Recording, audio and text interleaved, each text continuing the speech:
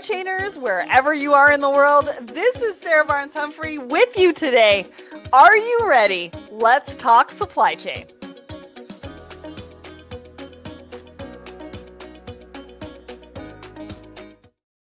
Hello, everyone, and welcome back to Thoughts and Coffee. I am back from a week of vacation. We had some fun. I went to Epic at Universal, Florida, and that was great. I mean, a little bit of long lines. I think I spent 4.5 hours in line for 2 rides, but we got it done, and I got the Harry Potter one done, and I'm very happy about that. So highly recommend going to do that. My name is Sarah Barnes-Humphrey. I'm the founder and host of Let's Talk Supply Chain, as well as the Blended podcast and founder of the Blended Pledge. And we couldn't have this show without our show sponsor, and that is the Secret Society of Supply Chain, which is our membership group.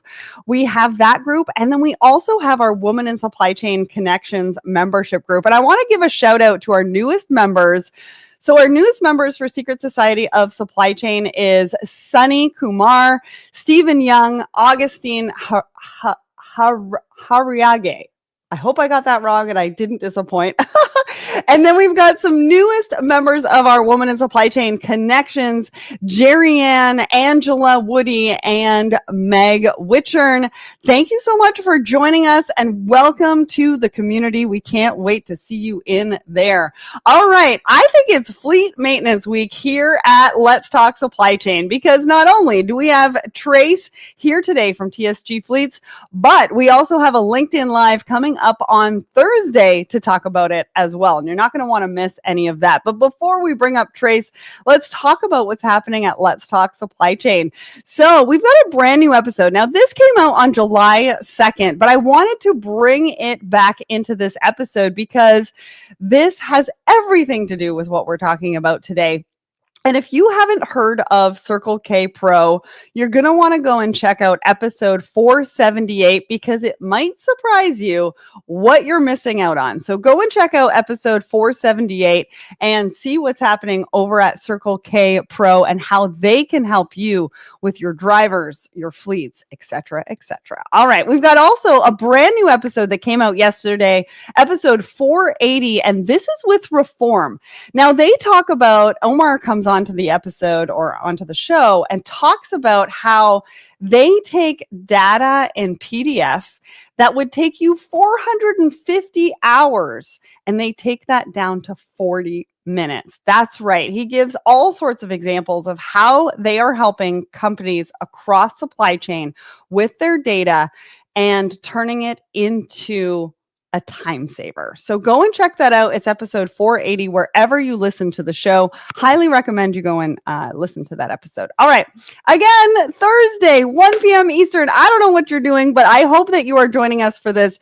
Even if you can't attend live, click the attend button. We will send you the link to this.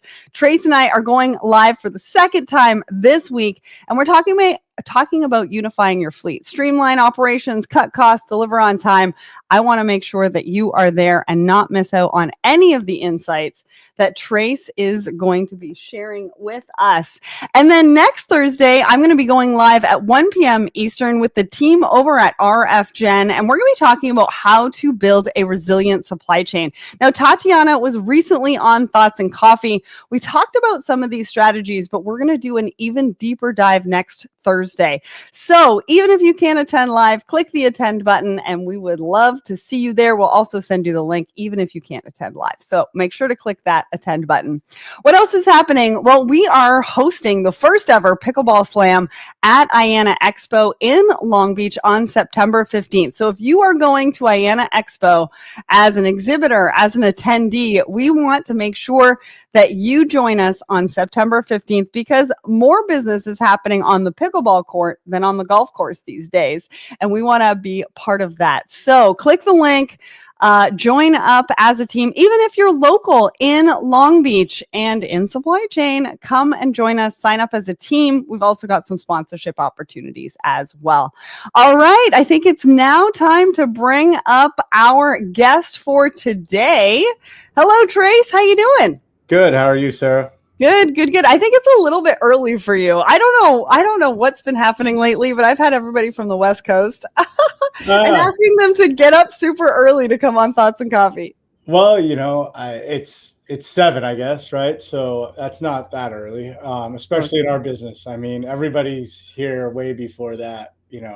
I'm usually the last one here, and that's probably not a good thing to say as the owner, but drivers are starting their day, way before that. They start at 3 or 4 a.m. and the rest of the team, the shop and the people that work here 24/7, their shifts That's start. true. Yeah. That is very true. This business does Yeah. not It does stop. not sleep. Yes, It does not 24/7, sleep. 365. Yep. That's right. So for anybody who's watching and listening, make sure to put in the comments where you are watching and listening from. We want to know. I want to put you on the screen, give you a shout out. And plus, if you like the conversation today, I want to see some fire emojis in the comments as well. We like our fire emojis here at Thoughts and Coffee. All right, Trace, for anybody who doesn't know who you are, tell us who you are and what you do. I'm Trace Haggard. I started and own TSG Fleet, and we are a one-stop shop for large fleets for wheeled and stacked storage. I know I need to explain what that means. So basically, a parking lot for logistics to some degree. For major fleets, and we also offer maintenance and repair services here on our facility or facilities here in Southern California and Texas. And, we partner with our clients and customers to basically make sure they're always running and they always have access to major transportation corridors. And, we, make sure their uptime for their fleet stays consistent. Yeah. So that's what we do. Awesome. I love Mhm. that. I want to give a shout out over to Chisimo. Hopefully, I did not decimate that name. Watching from Malawi, Africa. We've got a couple of people. We've got Godfrey from Kenya. We've got Yeah. Chisomo from Malawi as well. Welcome. And we've got a bunch of people watching. Tim from Kansas City, Camilo from Colombia watching as well. All right, let's get to our poll of the week. So we ask everybody a question every single Wednesday morning across the Let's Talk Supply Chain LinkedIn page because we want to know what's top of mind for you. Now, this question came from Trace and his team over at TSG Fleets, and we wanted to know a little bit more about what your top strategy is for managing rising fleet maintenance costs in 2025. And we're going to be talking about that a little bit later on in the show because it's kind of one of those things that you need to know around fleet maintenance in 2025. So we had almost 40 votes on this one. 44% of you said stronger supply chain or supplier partnerships. 33% of you said predictive maintenance tech. 21% of you said outsource to third parties. Now, Trace, why did you pick this question? And what do you think of the results? I picked the question because, it's kind of a trick question, right? Because, outsourcing to third parties and stronger supplier partnerships to me are almost the same, one and the same, because I think if you own a huge fleet, you can't be in every market at the same time, right? I mean, I think there's certain markets where certain fleets are very well established. They even have brick and mortar. They have a significant employee presence, and they do their own storage and maintenance and repair. And I think there's there's some markets that aren't as well covered, and so you need a strong supplier network in that sense. And in some corners of the world, it's not economically feasible to have brick and mortar and your own employees in that market. So you do need to outsource. So I was just curious if that was going to be the reply we saw from people that are running fleets out there.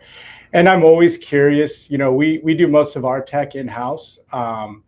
We don't buy anything off the shelf, so to speak. So I think our dispatch system for our trucks, it is an off the shelf. But other than that, like our yard management system and our maintenance and repair system, all that is pretty custom made. So I was wondering, are people still, relying heavily on tech. And that's the new, it just started hearing it in the last 6 to 12 months, is predictive maintenance tech. I don't know any brands yet or any softwares, but I see it a lot in articles and discussions, so I wanted to see how prevalent it was. And apparently I don't know if that's because, oh, that sounds cool, we got to have predictive maintenance tech because, tech always saves money. I don't know, or it's, people know more about it than I do. So yeah, well, it's 1/3 of the people who voted on this, and almost half said stronger supplier partnerships. So in alignment, kind of, I think, with what you were thinking, outsourcing to third parties. I mean, that's always been something that we've kind of done in supply chain, especially if they're a smaller business as well, right? Oh, totally. And so I think it kind of aligns with what you were looking for. And so I'm so glad that we were able to ask that question and get those results.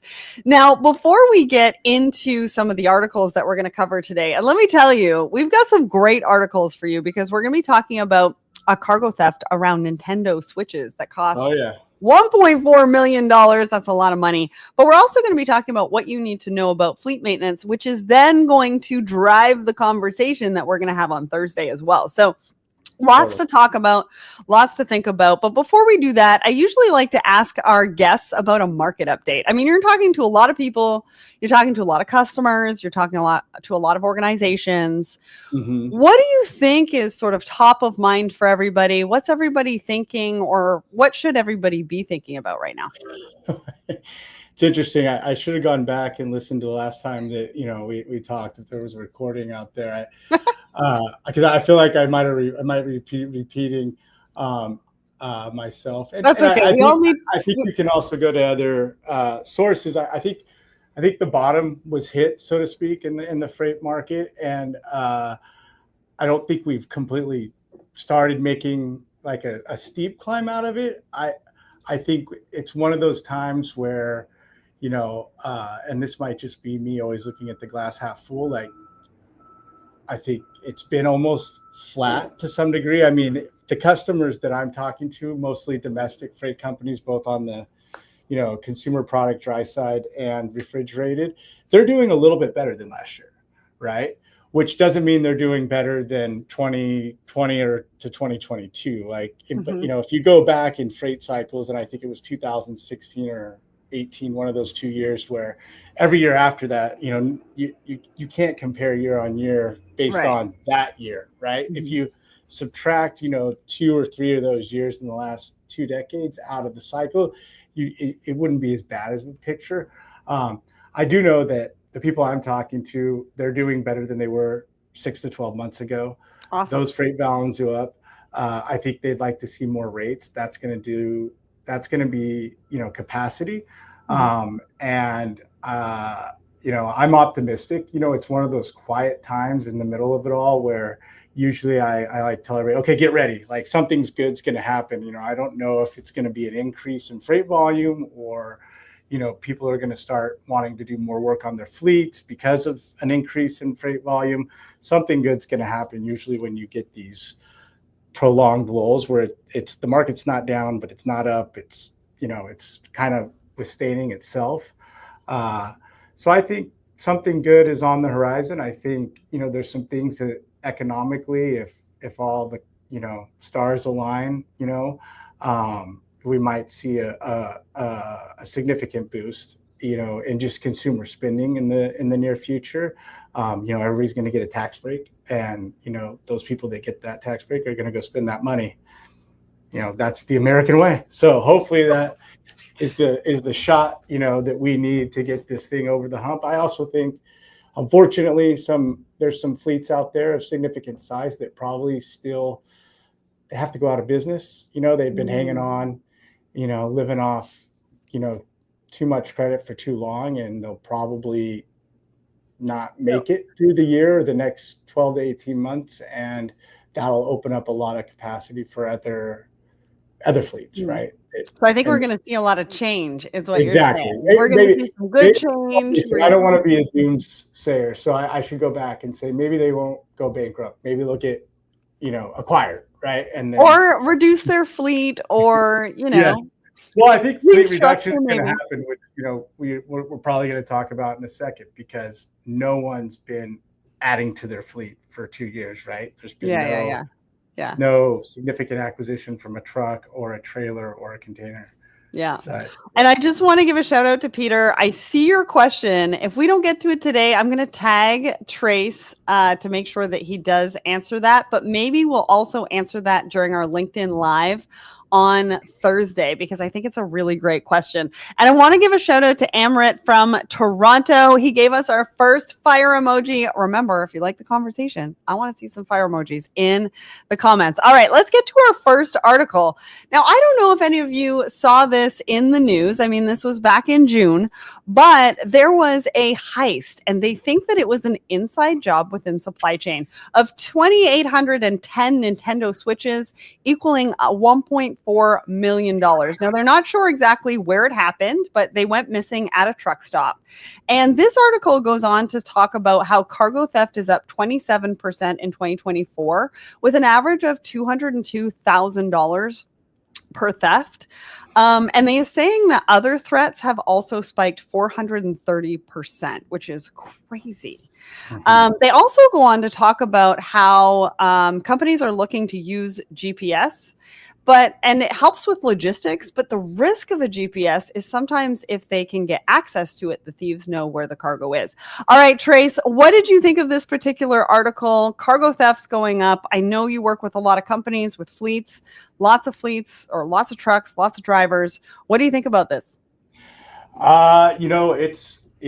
It's very prevalent. You could have picked you probably had up to 3 or 4 articles in 1 week, every week to choose from. Everything that I follow, you're constantly seeing on a weekly basis, multiple articles about cargo theft right now. And I think we even talked about it a year ago, as, when freight recessions deepen and rates go down, right? So the driver's making less, then there's more of a chance that there's cargo theft, maybe an inside job, right? Because that's another way that the driver gets paid, unfortunately, by stealing the freight he's hauling or she's hauling.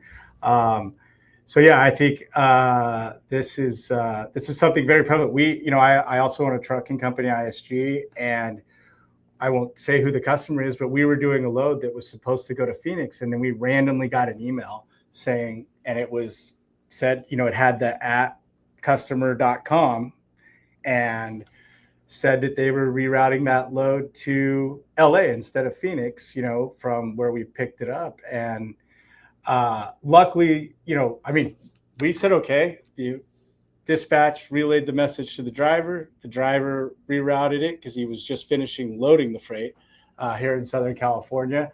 And when he got there, he's like, this isn't right. So he immediately called the office, and they called the customer, and the customer goes, no, that's supposed to go to Phoenix, and so we realized right then and there that, that was, wrong, which is one of the way cargo thefts happen. And then, so unfortunately for the driver, he had to stay there while the police came, and the police didn't come like they were writing a parking ticket. They came, guns drawn and ready for whatever was going to happen. And anyways, long story short, that was thwarted, and the load ended up going to Phoenix the next day, and everything was okay, and the bad guys went to jail. But I think it's important to note that they're getting smarter. Oh yeah, right. They're using a bunch of different avenues to be able to figure out how to get their hands on that freight. And in this particular instance, they talked about how it was 8 to 10 pallets of Nintendo Switches. Like, that's a lot of cargo. That takes planning, it takes equipment, and it means that somewhere along the way, the supply chain information was possibly leaked. So highly recommend you go check out that article, because it does talk about what happened how it happened, how they think it could have happened, so that you can think about how you can protect your freight and talk to your partners about how they're helping to protect your freight as well. Now, I want to get to the second article because this leads into what we're going to be talking about on Thursday. And this is what you need to know about fleet maintenance. Now, this goes into 9 different things that you need to think about when you think about fleet maintenance. And so, Trace, when you brought this article to our attention, what were sort of the top 3 that stuck out for you? I mean, so the top 3 are, technician shortages, I think, and then, maintenance costs rising and unplanned downtime. I think those kind of go hand in hand.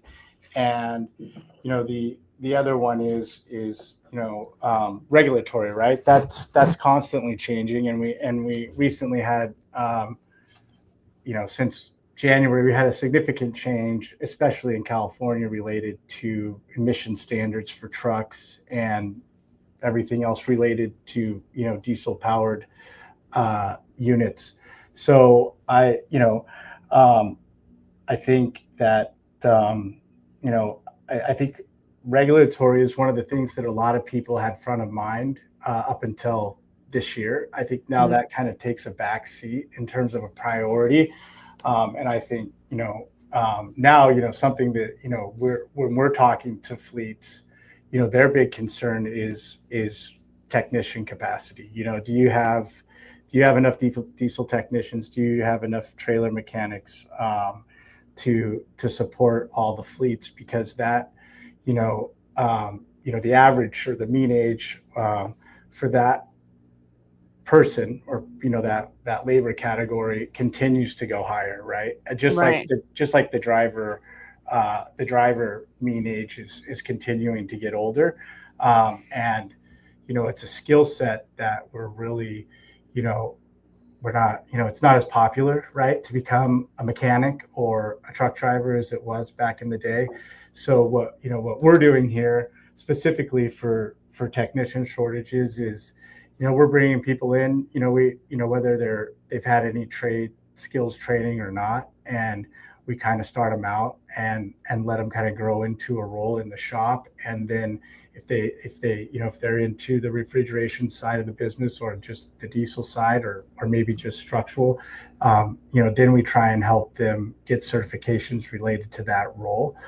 So we're trying to do it organically. I think it's the best way to tackle the technician shortage. Well, and they talk about how the skilled technician shortage, especially for EVs. And I think, Peter, what we'll do is we'll get to your question right after we finish on this article. A couple of the things that surprised me was that they're talking about older vehicles in service for longer, which means that they require more maintenance, which means you have to have a maintenance schedule, or, like you said, some sort of predictive maintenance technology to really give you an idea of when it's time to take that vehicle in. I think the other thing that they talked about was maintenance costs going up and the specialized parts. Like, if we are starting to go to EV trucks, then we're looking at specialized parts. We're also looking at specialized skilled technicians. You're talking about skilled technicians for regular trucks. Yes. Well, now we're going into the possibility of EV, and what does that look like as well? And then I think the other one that really struck it for me was cybersecurity, because fleets are more connected. I was at a cybersecurity conference a couple of years ago, and they talked about, or they actually showed us on a truck, how somebody could actually get into a truck and mess with whatever they wanted to mess with on a truck. And it was honestly super scary. And so I would assume, from a maintenance perspective, when you're talking to customers and you're talking about maintenance of a fleet, that's got to be super top of mind for everybody. Yes, it is. I think that's going to be a hurdle. I think, right now, where we're at in Southern California, we're at the epicenter of the EV. I mean, when I'm here versus when I'm, not to pick on Missouri or Arkansas, but there, I don't see a lot even of an electric car as much as I see on a daily basis here in Southern California. And quite frankly, even the EV trucks, we have a customer, Navoya, and they're an EV fleet, right? So that's, but they're few and far between. But as those fleets become more prevalent, then we're just going to have to focus more on training our technicians that we have. I think it's a transition. They have to deal with electrical systems, just not in the at the capacity that they have to do for an electric truck. Yeah. And that's going to be a whole nother training curve that we're going to have to go through. We haven't done it yet. Fortunately, here, most of our truck guys in the shop are on the younger side. So I think there's always a correlation where, they adapt pretty easily. If they have to go learn, a new skill set, they're asking. Our guys are always asking. They'll send an email, hey, there's this course, about EV truck, whatever situation with maintenance and repair. And, I'm all for it. Like, they should go and do all that, to get up to speed for that. So we can, once the fleets that we work with start, implementing their EV mandate that they may have, we can maintain their vehicles as well. Well, and I love to hear that initiative, right? They're actually asking to go for these courses because they can see the future of what that looks like for their position and the skilled labor and what they need to know. So I'm going to forego our last article. I think we are going to put the link in the comments if you want to go and check it out. It's about tariffs and how it's going to reduce demand based on percentage of tariffs. So go and check that out. But I think we should ask Peter's question. I think we should get to Peter's question. Any thoughts on repair and maintenance for EV versus ICE? And I don't know what ICE is, so maybe if you know what that is, you can tell us. I have seen fleet cost assumption numbers of 17 cents a mile for EV compared to 23. Does it hold water in real life? Trace, what do you think? Well, I think there's a lot that goes into comparing what an EV truck can do versus a traditional diesel truck, right? I've learned a lot from DeWoy, our customer here in Southern California. They can only go a certain distance, right? There's not enough infrastructure. So I mean, when you look at a 250-mile radius around where the truck convertible, there you go. Thank you, Peter. There you go. So like I was saying, so when you look at the EV truck model versus the traditional diesel truck model, yes, it's less expensive. I mean, look, think about a golf cart. I don't know if everybody can relate to that, right? But if you have an electric golf cart and you have a gas powered golf cart, your electric golf cart might sit in your garage and charge, and you're going to have no issues for several years. With all the components that goes with, petroleum, so fuel or diesel or gas powered engine, you're going to have issues. I mean, it doesn't run. They're two different systems, so you're always going to have a significantly higher cost per mile on your traditional diesel truck. Now, what can a diesel truck do that an electric truck can't do? So in our fleet and how we partner with Navoya and stuff, we leave here and we go to Bakersfield and come back every day. Well, our diesel truck can do that, no issues. So if you're familiar with the geography, you got to go over the Los Angeles mountain range to get to the Central Valley, to where all that happens.